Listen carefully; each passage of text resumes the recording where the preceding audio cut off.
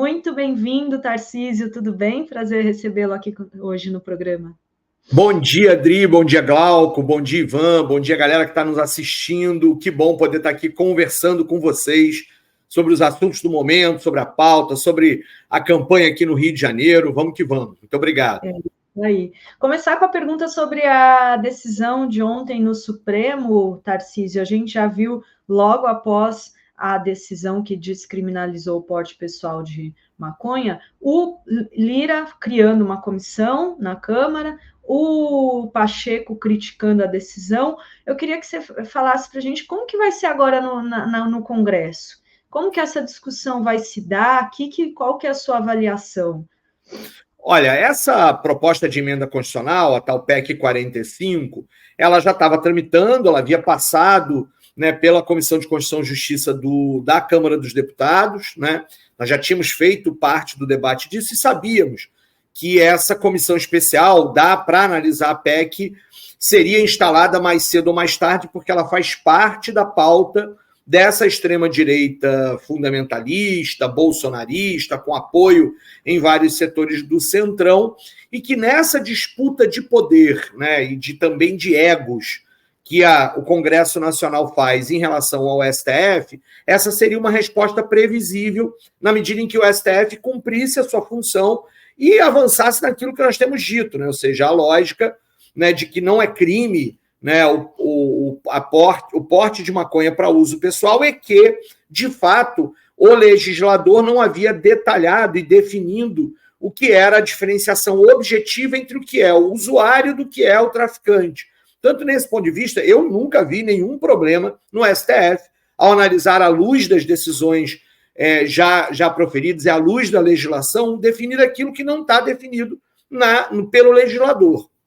O que acontece, portanto, é que a PEC 45 ela não pode ser vista como uma resposta a algo errado do Senado. Não, ela é uma tentativa de caminhar na contramão e, portanto, na criminalização do que hoje já era descriminalizado e, portanto, precisava apenas de uma certa definição melhor sobre o que é isso, e caminha no sentido, portanto, contrário ao que acontece no resto do mundo, que é a criminalização ainda maior da questão, né, da maconha e das drogas, o que é parte desta pauta conservadora da extrema-direita, assim como eles tentaram avançar na coisa da criminalização ainda maior da questão do aborto, né, como forma dessa pauta da extrema-direita, ainda mais em ano eleitoral, em que eles querem, né, capitalizar esse tipo de situação e transformar isso em dividendos eleitorais ainda nesse ano. Na nossa opinião, vamos ter que organizar a resistência nesta comissão especial da PEC 45, e essa resistência vai depender muito também do que fizermos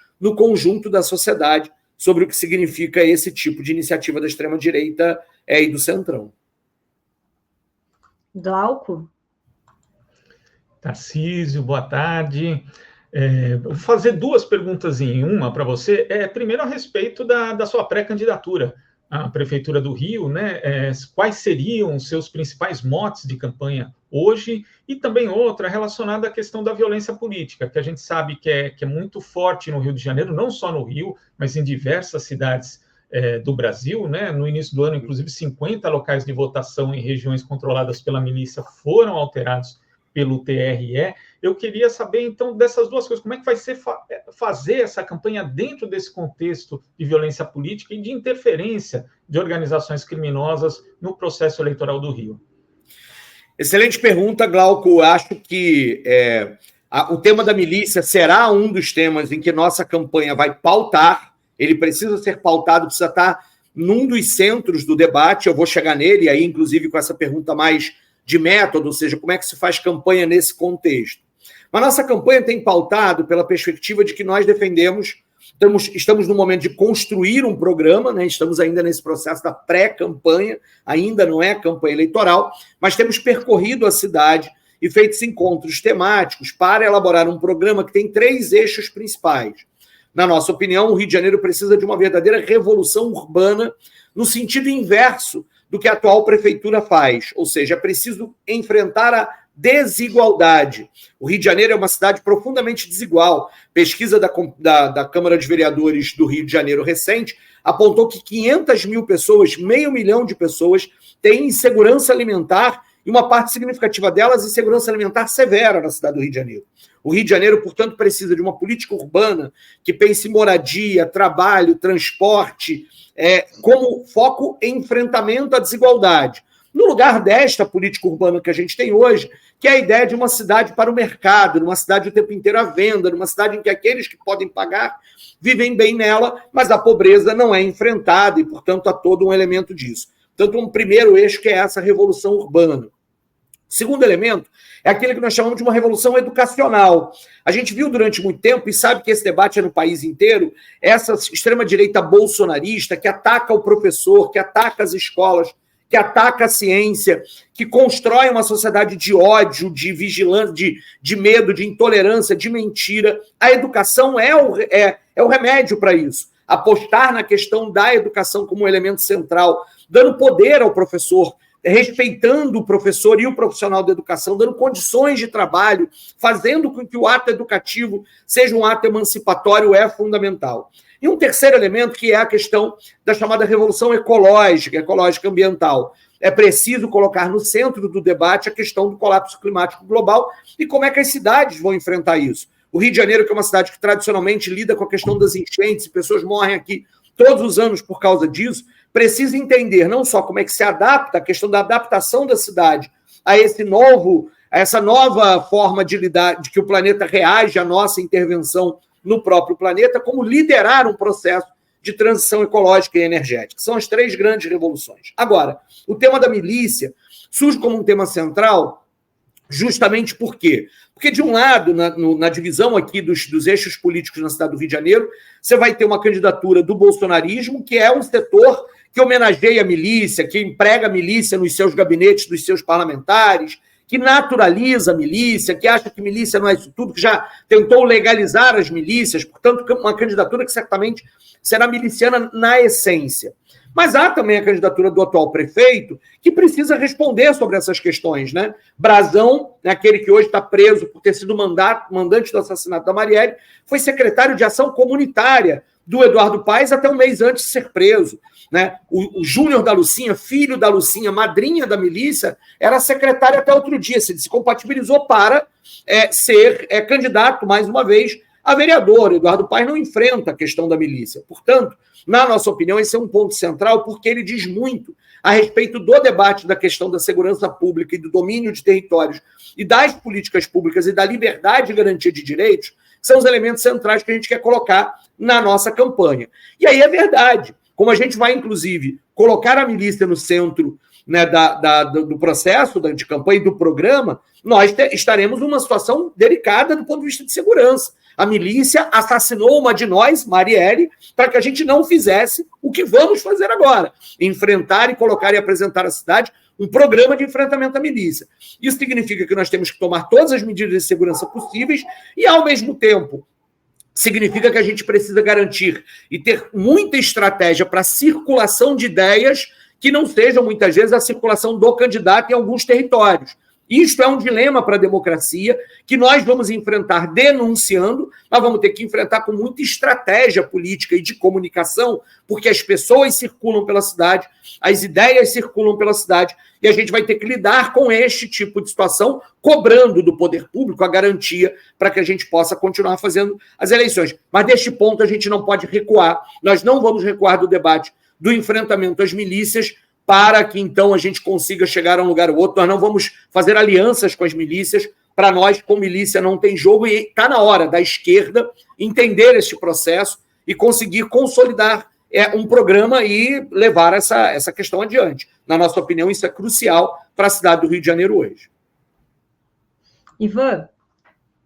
Boa tarde, deputado. Tudo bem? Eu queria retomar... Eita, que o Ivan caiu. Eu tenho uma pergunta. Como que estão as articulações... Ah, ele voltou. Está voltando. Deixa o Ivan voltar.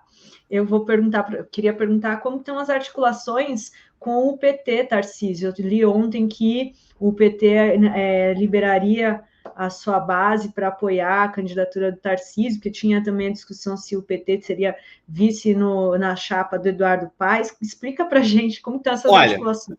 A primeira coisa é que desde o ano passado nós já falamos para os camaradas do PT, do PCdoB, do PV, do PDT e do PSB que nós queremos fazer uma campanha de esquerda e queremos fazer uma frente esquerda na cidade do Rio de Janeiro. E esse convite segue aberto a todos esses partidos. Na nossa opinião, né, embora tenha havido essa aliança entre o Eduardo Paes e o Lula no final do primeiro turno das eleições passadas, e que essa aliança, pelo que se sabe, tenha também frutos na questão das eleições de agora, e, portanto, o PT teve secretarias, o PSB teve secretarias, etc. Na nossa opinião, a gente quer lembrar, e que aí isso se estrutura numa lógica de dizer, olha, precisamos fazer uma grande frente ampla para enfrentar o bolsonarismo. Eu quero lembrar que Ramagem não é Jair Bolsonaro na cadeira, ou seja, ele é um candidato que está patinando, inclusive, nas pesquisas. É claro que terá uma candidatura forte, mas quero lembrar a todo mundo que Eduardo Paes não é Lula. Eduardo Paes é Michel Temer, um oportunista na política que faz de tudo para se manter no poder.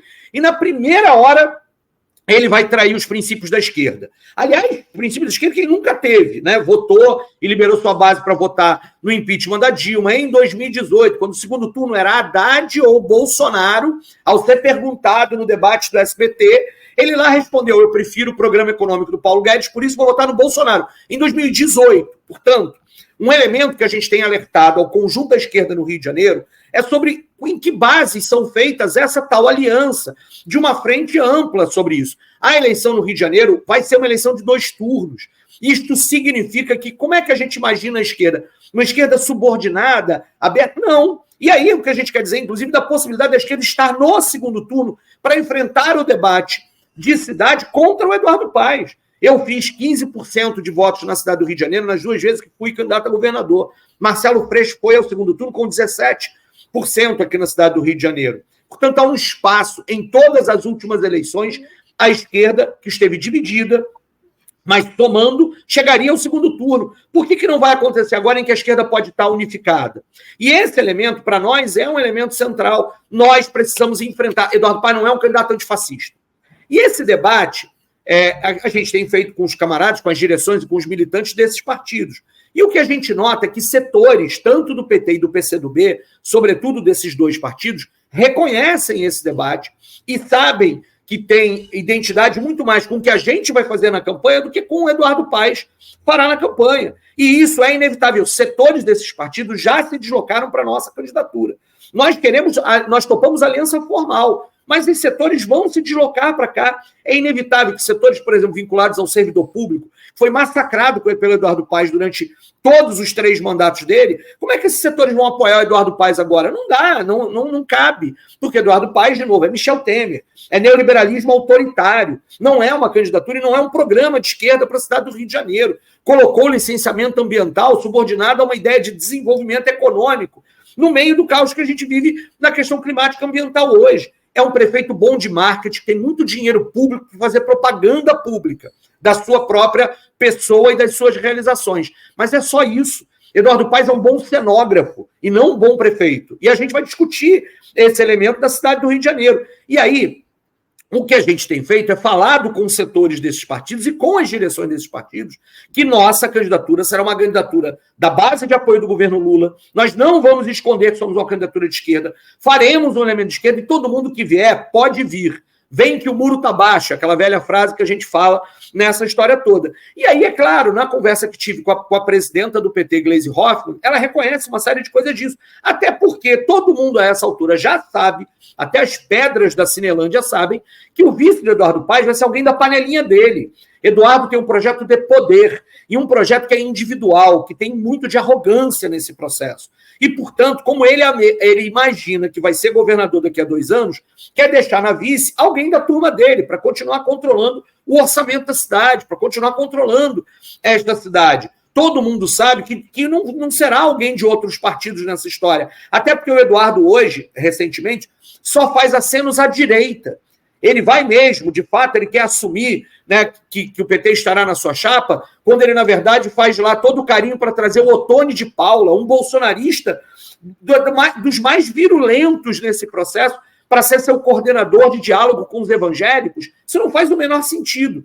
O Eduardo quer não ter campanha. Para ele não tinha campanha, ele era eleito, acabou, segue a vida. Mas isso não vai acontecer. Nós vamos fazer uma campanha e vamos convencer, vamos motivar, vamos encantar a militância da esquerda, que estará mais uma vez na nossa candidatura. Se a direção do PT, a gente espera que a direção do PT reconheça que isso é errado, eles não estarem nessa história que a gente vai construir aqui. Parte do PCdoB tem reconhecido isso. E nós seguimos nesse diálogo aberto. Seguimos aberto até ainda um mês antes das convenções partidárias para que a gente forme uma frente esquerda. Caso isso não aconteça, estamos em conversas com o PCB, com a UP, com vários movimentos sociais, mas caso a aliança formal com a Federação PT, PCdoB, PV não aconteça, parcelas dos candidatos a vereadores deles da militância estarão conosco, porque vão reconhecer a nossa candidatura, a candidatura do programa que Lula levou às ruas em 2022, e vão reconhecer que Eduardo Paes não é capaz de representar uma candidatura antibolsonarista, antifascista, que a gente precisa no Brasil e no Rio de Janeiro, inclusive para preparar as eleições de 2026. Então essa é a dinâmica do que a gente tem feito nesta construção da pré-candidatura. Muito bem. Ivan? Voltei, bem na hora da pergunta, né? Boa tarde de novo, deputado. Então, como eu estava dizendo, eu queria voltar ao tema Câmara dos Deputados, para saber como o senhor avalia que se vai avançar ou não a proposta da chamada PEC do estupro, né? Que equipara o crime, que equipara o PL do estupro, perdão, que equipara o aborto até a 22ª semana de gravidez ao crime de homicídio, porque o que a gente observou, né, foi uma mobilização muito forte depois da aprovação da urgência do projeto, né, mobilização nas ruas, mobilização nas redes, né, um repúdio muito grande da sociedade como um todo, e ao que parece, isso deu uma assustada em alguns parlamentares que estavam apoiando o projeto, alguns que tinham declarado apoio retiraram o apoio. E aí o próprio Lira, que tinha manobrado ali para aprovar a urgência, anunciou que vai deixar para depois das eleições, isso é assunto para outra hora e tudo mais, mas ele havia aprovado a urgência, né? Então a ideia dele era votar logo. Então isso vem de um lugar que ele sentiu a pressão, e essa pressão, você acha que vai ser um fator fundamental para barrar lá na frente, se isso voltar a ser colocado em votação? Enfim, como o senhor está sentindo aí a tramitação disso depois dessa reação toda? Olha, a primeira coisa que eu acho que é importante que a gente perceba é de que a pressão social já teve vitórias importantes. E aí, com o protagonismo do movimento feminista, das mulheres que foram às ruas, que tomaram as ruas, junto com a gente que está aliado nesse processo, que está reforçando essas fileiras da mobilização social, na luta pela legalização do aborto, na luta por esse debate do aborto, nós tivemos vitórias importantes. Ou seja, este projeto, ele não é um ponto fora da curva. Ele revela aquilo que, de fato, a parte da extrema-direita quer transformar o país, num país cujas regras e as legislações são guiadas únicas e exclusivamente pelo elemento religioso. E, do ponto de vista religioso, o que eles gostariam era de que o aborto fosse criminalizado como assassinato em qualquer situação, porque este é o elemento que está colocado aqui. E, portanto, sim, eles querem retroceder antes de 1940. Num dos debates eu vi algumas companheiras dizendo, olha, o número do PL é o número do ano que eles querem voltar, 1904, né, quer recuar mais de 100 anos nessa história toda. Ele é evidência do que parcela dessa extrema-direita quer transformar o Brasil. E, ao fazer isso, num ano eleitoral, parte do chamado centrão faz o cálculo apenas eleitoral. Onde é que eu me localizo aqui para não perder voto para o meu candidato, para a prefeitura que eu disputo, onde é que ela se localiza. E, por isso, a urgência desse projeto absurdo, né, foi aprovada com uma votação tão expressiva, né, foi aprovada de forma tão vigorosa, porque juntava uma lógica política que a extrema-direita quer conduzir o Brasil e que juntava o interesse eleitoral de setores do centrão. A questão é que nenhum deles contava com a resposta da sociedade. E uma resposta absolutamente racional, ao perguntar, mesmo para evangélicos, para católicos, e etc., que dissessem: você acha mesmo que uma menina, fruto de estupro, de abuso e tal, deve ser presa, né, porque fez o aborto deste feto, fruto do estupro? As pessoas se deparam com a obviedade de que esse projeto é um absurdo. E aí, claro, hoje a extrema-direita está tendo que ressignificar o seu discurso. O Arthur Lira teve que dizer: olha, calma, vamos fazer um grupo de trabalho, não vamos votar agora, só vamos votar depois das eleições. Pum, primeira vitória. Depois o Arthur Lira dizer: calma, o projeto não vai ser isso aí tudo, essa parada do estupro vai sair. Vitória. Terceiro, nosso problema é a história da sistolia fetal, é o método, não é a questão. Não queremos mudar a idade mínima para que o aborto seja considerado legal na legislação brasileira, não queremos mudar. Pum, mais uma vitória. Mas mesmo quando a gente pergunta, inclusive, a alguns desses deputados que continuam dizendo que o problema é o método, você diz aqui: você está sugerindo o quê no lugar da sistolia fetal, que é o que todo lugar, no mundo inteiro, com exceção do nosso Conselho Federal de Medicina, esse que até era contra, que na época da Covid deu indicações absolutamente diferentes do resto do mundo, né? As pessoas não sabem responder a isso. E aqui está o elemento sobre a gente precisa continuar na pressão para que este projeto seja absolutamente arquivado. Não há o que se aproveitar, o que se discutir a partir dele. Este projeto tem que ir para a lata de lixo da história. E o debate que nós temos que fazer é como é que a gente humaniza, como é que a gente amplia o direito ao aborto e como é que a gente faz o debate da sua legalização num Estado laico como é o Estado brasileiro. E aqui esse é o elemento. Ninguém está obrigando, ninguém que queira a fazer o aborto se por razões religiosas não quiser fazer isso em qualquer situação.